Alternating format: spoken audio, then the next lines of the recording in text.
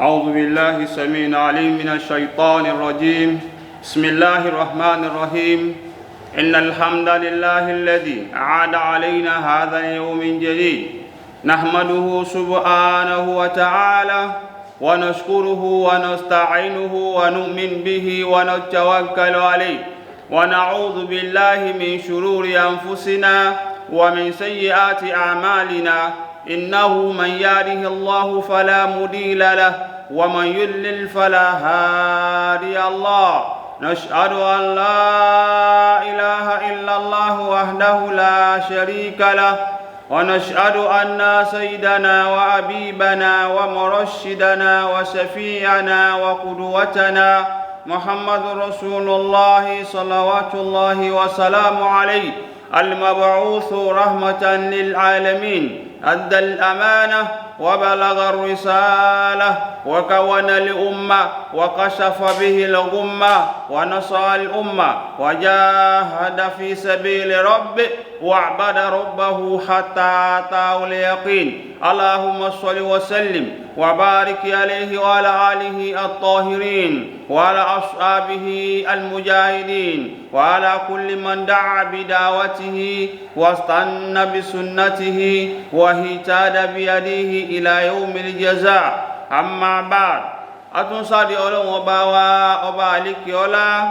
كل أدوش أني يقو أني يقبي أتنبر أني أرقو لهم أبالا نجل أباونيك ìjókòó ìmáṣe ìfọ́síwẹ́wẹ́ Al-Qur'ani Karim tá ń pè ní ìjókòó tafsir fassara yufassiru tafsiran, kí nǹkan yéèyàn kedere kó má rújú kó má sì pé àwọn ń fẹ̀mí tú wọ́n ń fẹ̀mí ká láàfin Islam, kò sí yẹn nínú Islam. Ní ọdún yìí gẹ́gẹ́ bá a ti sọ fún wa, Suratu Nur, ọgbà orí ìmọ́lẹ̀, ọgbà ọ̀rọ̀ ìmọ́lẹ̀, òun náà ni a ti ń ṣàlàyé ìfọ́síwẹ́wẹ́ Al-Qur'ani Karim. Àyà tí a wá dé òun náà ni àyà 47 pẹ̀lú ògo Ọlọ́run, àyà 47 bẹ̀ náà láti máa yànnà lọ. Èyí tí ó máa jẹ́ àkọlé lẹ́nu òun náà ni pé ìyanràn ò tọ́ fún ọmọ èèyàn. Ìyanràn kọ́mọ èdè ènìyàn máa ṣe ìyanràn fọ́ndáfọ́ndá, Ọlọ́run bá ní ìyanràn tọ́ sí. Òun ló ní mótómótó, òun ló ní gíga. Ibẹ̀ láti fẹ́ lọ lẹ́ni. Ọlọ́run ló ń fi èèyàn mọ̀nà, kọ́mọ èèyàn wá mọ̀nà tán kó ní àwa la mọ̀nà. Ọlọ́run ló ń fún èèyàn lówó, kọ́mọ èèyàn lówó tán kó ní àwa lólówó, àwa là ń bọ́ wọn. Gbogbo àwọn ìṣe yìí ò tọ́ sí ọmọ èdè ènì. Ọlọ́run tó fẹ́ fi pè wá ṣàkíyèsí lẹ́ni. Ọlọ́run bá lékè ọlá tó bẹ̀rẹ̀. أعوذ بالله من الشيطان الرجيم. بسم الله الرحمن الرحيم. ويقولون آمنا بالله وبالرسول فأطعنا ثم يتولى فريق منهم من بعد ذلك وما أولئك بالمؤمنين. وإذا دعوا إلى الله ورسوله ليحكم بينهم إذا فريق منهم معرضون. وإن يكن لهم الحق يأتوا إليه مذعنين.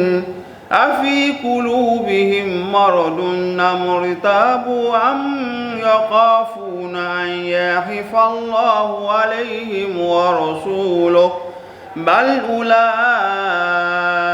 هم الظالمون. صدق الله العظيم.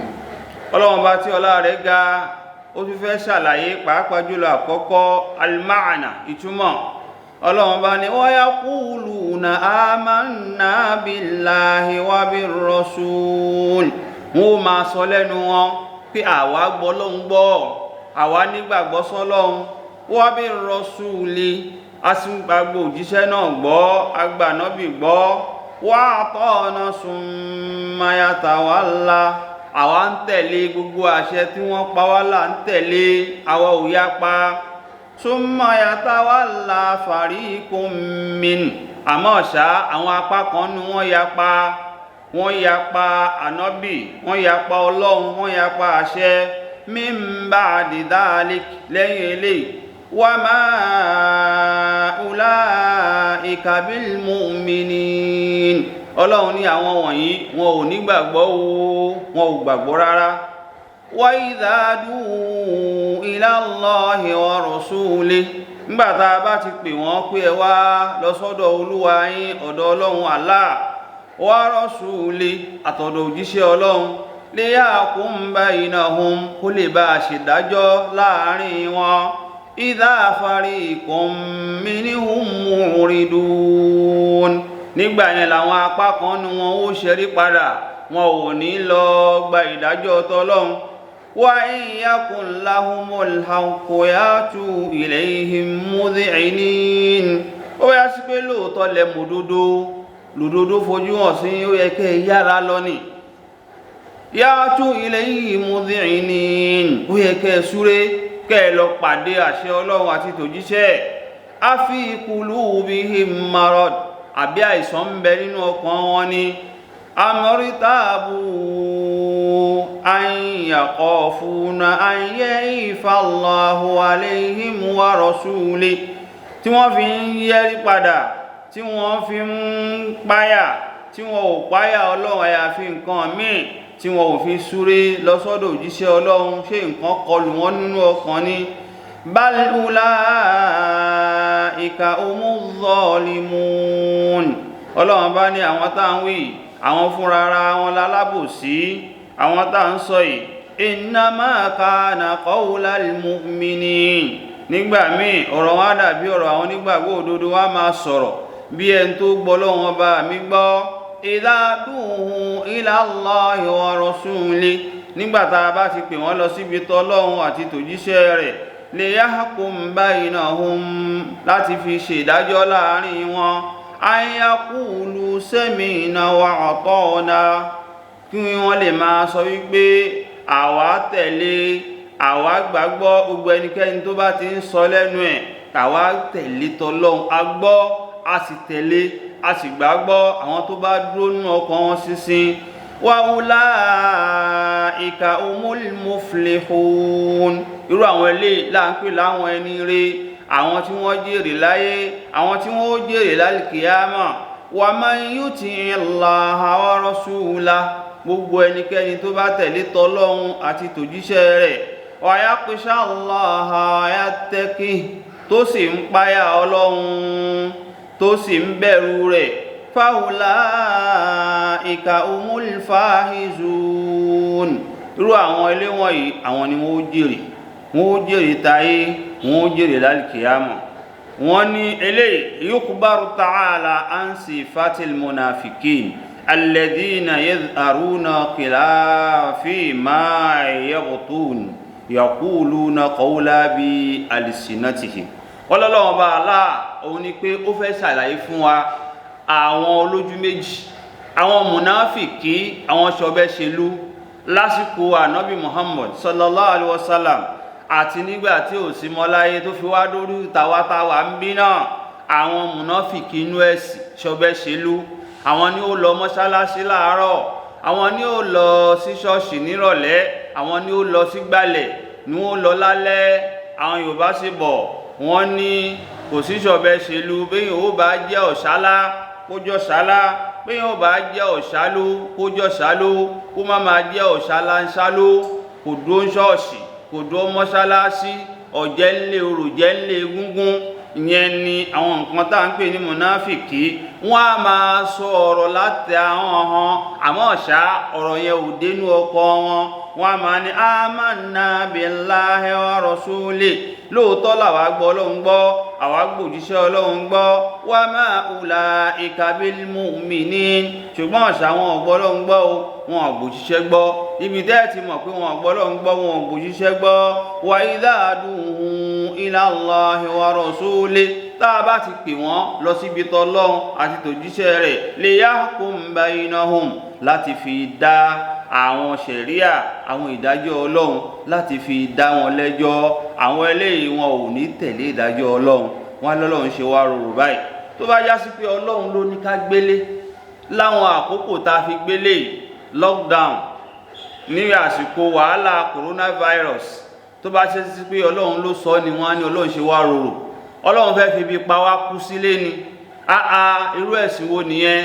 Àmọ́ ṣá nígbà tó já sí pé àwọn aláṣẹ àwọn ìjọba ni wọ́n pa wá láṣẹ, táàrọ̀ gbọ́n dá sí ló jẹ́ àjókòó lé.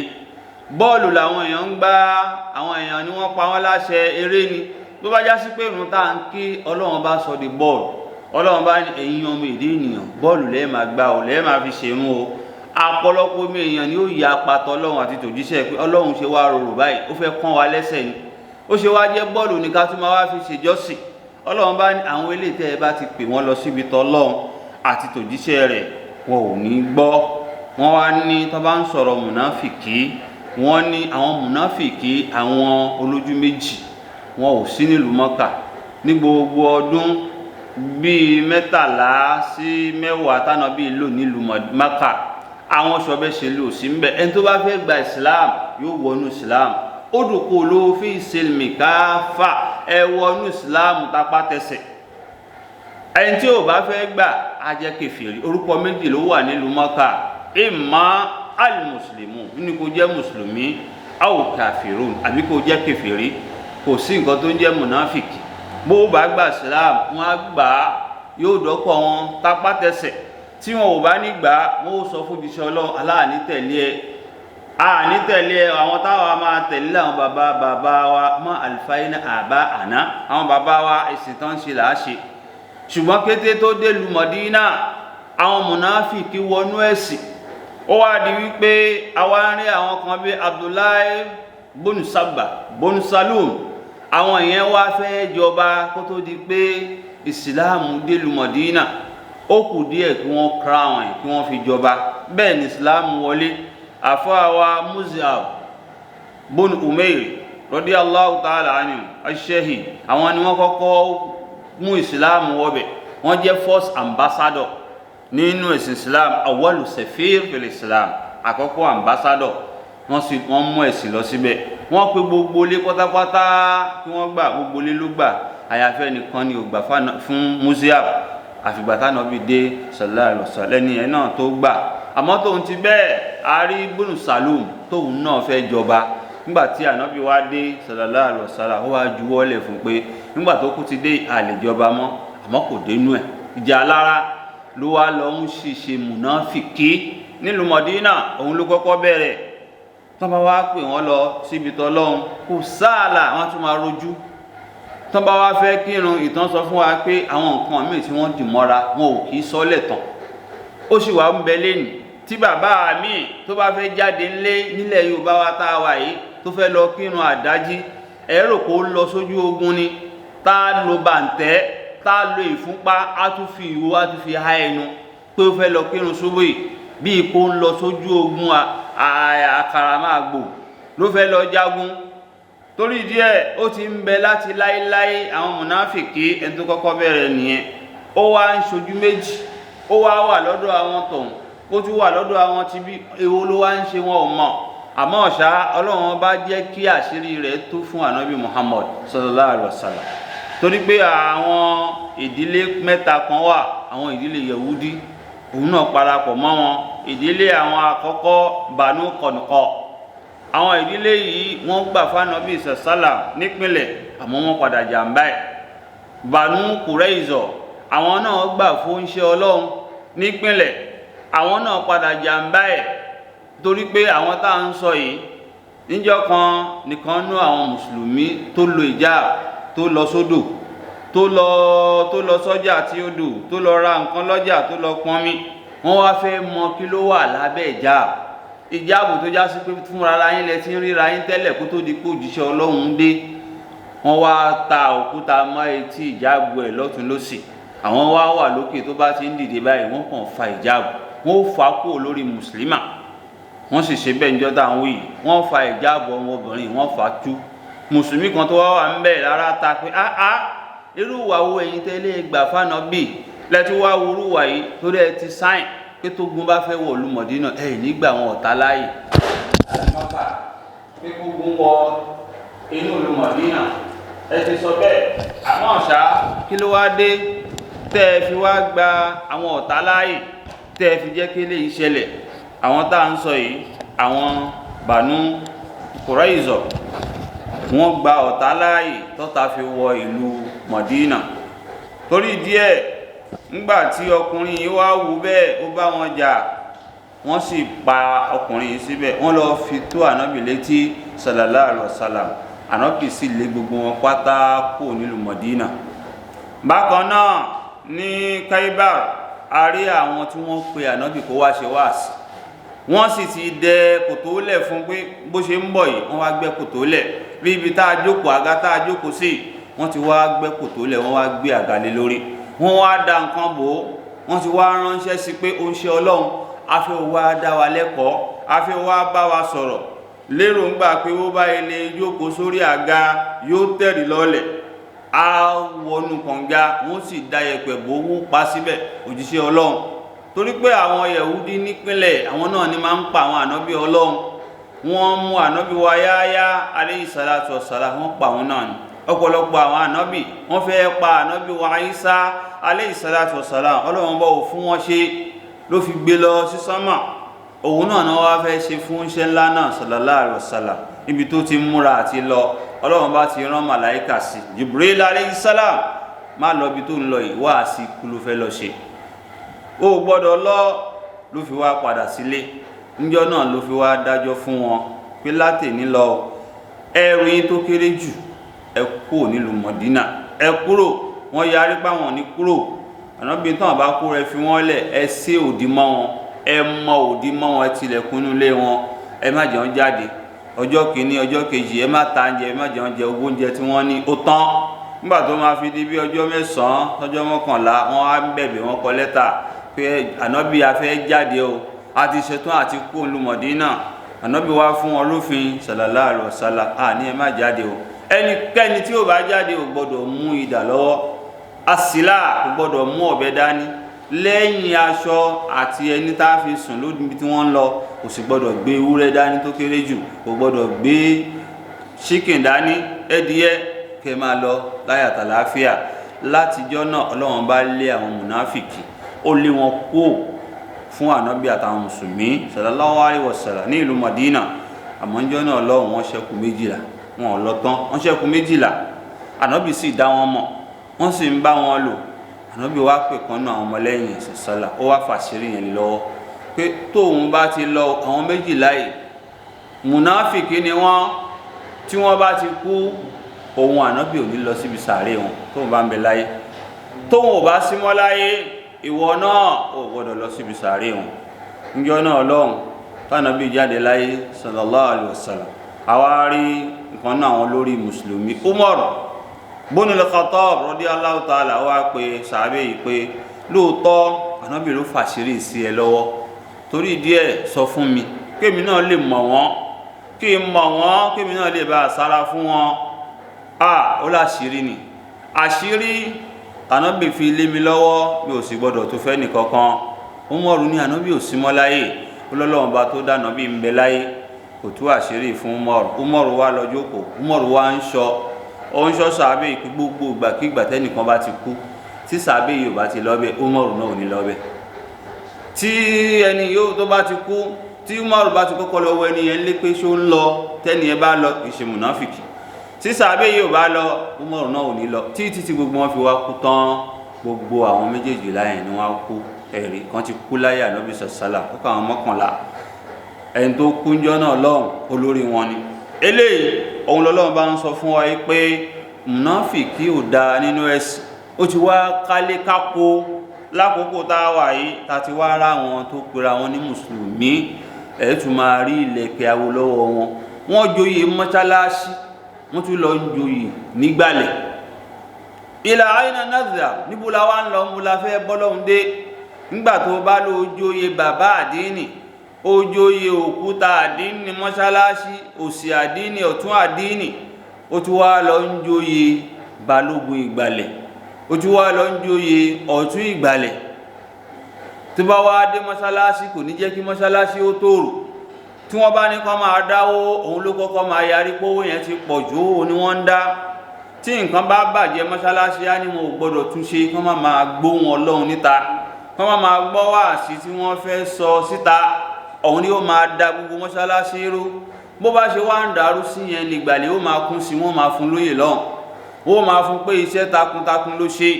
tẹ́ bá wá rí mọ́ṣáláṣí kan tó ń kún tí ò sí wàhálà, wọ́n gba wí lọ́hùn ni pé ó ṣiṣẹ́ kí ló wà láàrin wọn fún.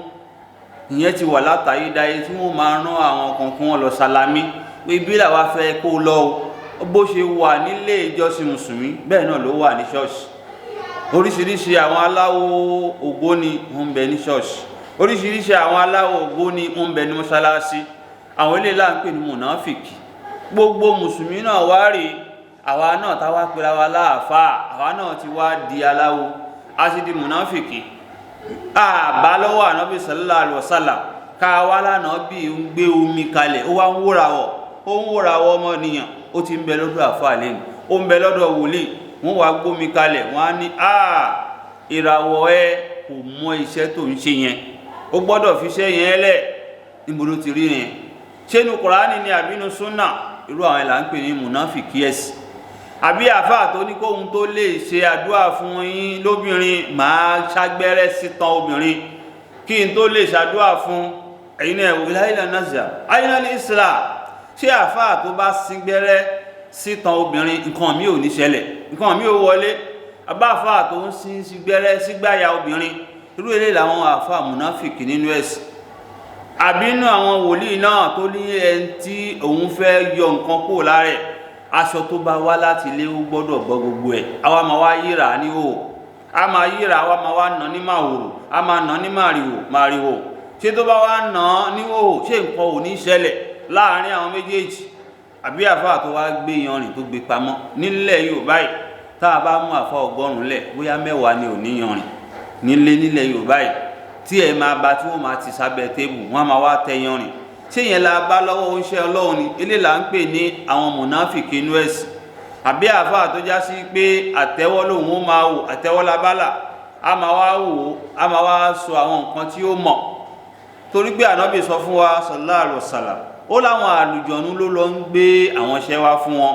àwọn àlùjọ̀nú á lọ sí sánmọ̀, àmọ́ níjọ́ tí Ọlọ́run ti gbé ànábì dìde sallallahu alaihi wasallam, wọ́n wá ń sọ wọ́n ní òkú àsọbádé ni wọ́n ń sọ wọ́n, torí pé apá kan nínú ọmọ èèyàn ló máa lọ ń bá wọn àlùjọ̀nú.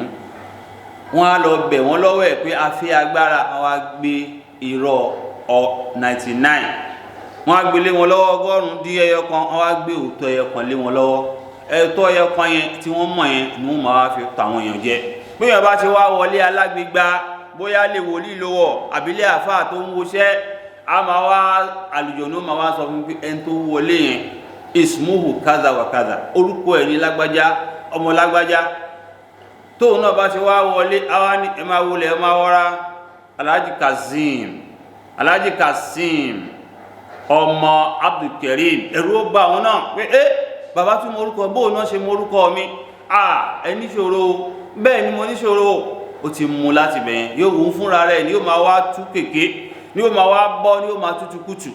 àlùjọ̀nú ló sorúkọ fún. bó ṣe wá wà lọ́dọ̀ àfáà ló wà lọ́dọ̀ oníwòlíì, tí wọ́n máa wá lọ wá kana rijalun, a rí nínú àwọn apá kan rijalun minal ins, ọmọ èdè ènìyàn, ya'udhuna bi rijalin minal jinni fazaduhum rahaqa. wọ́n máa wá ìṣọ́ra lọ sọ́dọ̀ àwọn apá kan nínú àwọn àlùjọ̀nú, ṣùgbọ́n irọ́ ni wọ́n á gbélé wọn lọ́wọ́, irọ́ ńlá. tó bá ti wá lọ sí sánmọ̀, wọ́n ní ìràwọ̀ ń já, ìràwọ̀ ò já, àwọn màláíkà ló ń sọ àwọn àṣetánì, àwọn àlùjọ̀nú ló ń sọ wọ́n lóko àsọbádé.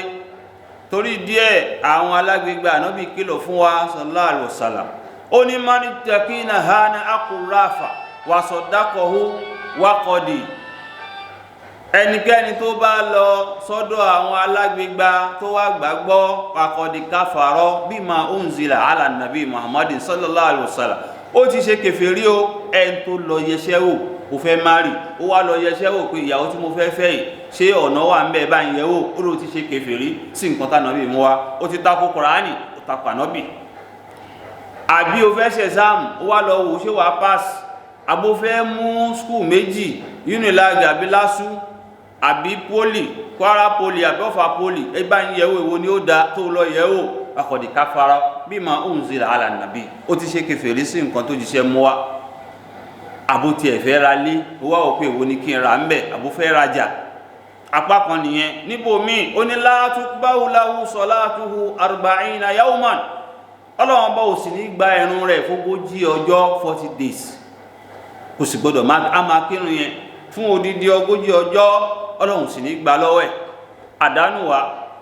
àdánù ẹni tó lọ́wọ́ ṣe ní nǹkan má wá ṣe tó wá ń wò fún yàn ẹ wá wà àwọn tó wá ń wò fún yàn nínú àwọn àfáà nínú àwọn wòlíì tí wọ́n sì ń kírun tí wọ́n ń pera wọn láàfáà tí wọ́n ń pera wọn ní wòlíì níbo náà fẹ́ gbé yẹn gbà tí wọ́n ló wá burú jù lọ́dọ̀ ọlọ́run inú ká máa ṣe lè wọ́n fi ń sọ wípé àwọn mùnáfíkì inú ẹ̀sìn ọlọ́run bá ń jẹ́ àmọ̀ wípé wa idha du'u ila Allah tẹ́ bá ti pè wọ́n lọ síbi tọ́lọ́run wa rasuli àtòjíṣẹ́ li yahkum bainahum ẹ jẹ́ ká fi ọ̀rọ̀ ọlọ́run ṣèdájọ́ fariqum minhum muridu apá kan ayá lápèjúwe àwa rí náà bàbá àdínì inú ẹ̀sìn àwa ń sọ fún ọ wípé àbúrò yìí tó kú lánàá kádàrá ọlọ́run àmọ́ bó ṣe wá kú yìí ẹ̀yìn náà ni Dáúdù àwa fẹ́ pín ogún ẹ̀ ọlọ́run ní ká pín nílànà Islam bàbá ní báwo ni Islam ṣe ní ká pín Islam ní ká fọkùnrin ní nǹkan méjì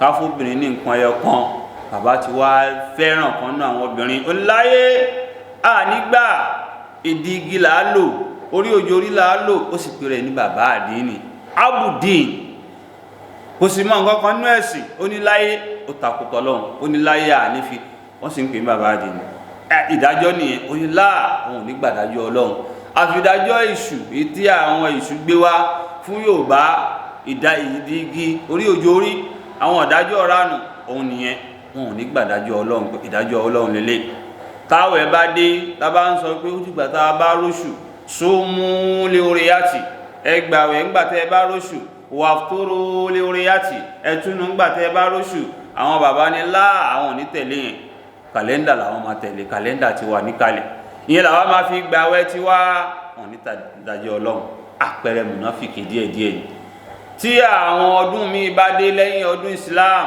ànírárá o mùsùlùmí kì í bá wọn jẹ ọdún ẹbọ mùsùlùmí tó bá ti jẹ́ Islam kò ní bá wọn ṣòro gúngún kò ní bá wọn jẹ Christmas àwọn bàbá àìrọ àti ń jẹ kan tó bí ẹ a máa jẹ lọ ni a ní Islam ló wí bẹ́ẹ̀ kì í ṣọdún wa wọn ní rárá o má ṣe irú wá sí yẹn mọ́ àgbàdájọ́ ọlọ́run àgbàdájọ́ ànábì Muhammad sallallahu alaihi wasallam àpẹẹrẹ mùnáfìkì nìyẹn ìyẹn náà ti ń wọlé ìyẹn náà ni okúmọ́lá ìdájọ́ ọlọ́run tọ́lọ́mọ ó lè takò wá àmọ́ tá a bá ti gbọ́ pé ìdájọ́ ọlọ́run gbọ́dọ̀ tẹ̀lé gbogbo ilé pátápátá lọ́lọ́run kìlọ̀ fún àwa tá a bá là ń ṣe sí torí pé àwọn mùnáfìkì ọlọ́run bá ní fi dárìkẹ̀lá sí fa mínàna ìsàlẹ̀ iná náà máa wà tí wọ́n tún burú ju kèfèrí lọ kèfèrí ti gba pé òun ò ṣẹ̀sìn àmọ́ mùnáfìkì ó ń bá wa ṣẹ̀sìn àmọ́ kò ṣe délẹ̀délẹ̀ òun ló ń ṣẹ̀sìn òun náà ló tún ṣe mùnáfìkì nígbà tí a bá rà àfà tó mú bàǹtẹ́ tó mú dání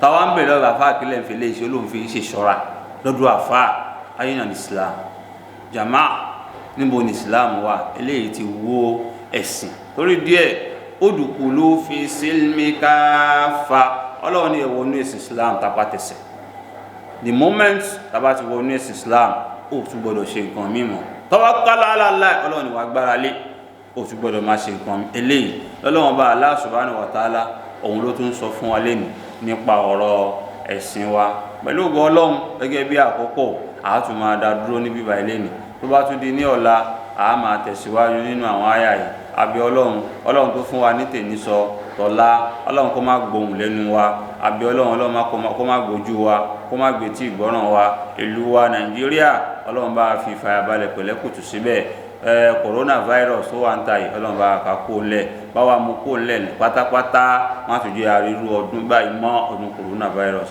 Allahumma inna nas'aluka bi kulli ismin huwa lak sammayta bihi nafsak aw anzaltahu fi kitabi aw allamtahu ahadan min khalqik أو استهزرت به في علم غيب عندك اللهم آت نفوسنا تقواها وزكها وأنت خير من زكاها أنت ولي ومولاها ربنا آتنا في الدنيا حسنة وفي الآخرة حسنة وقنا عذاب النار سبحان الله وبحمده سبحان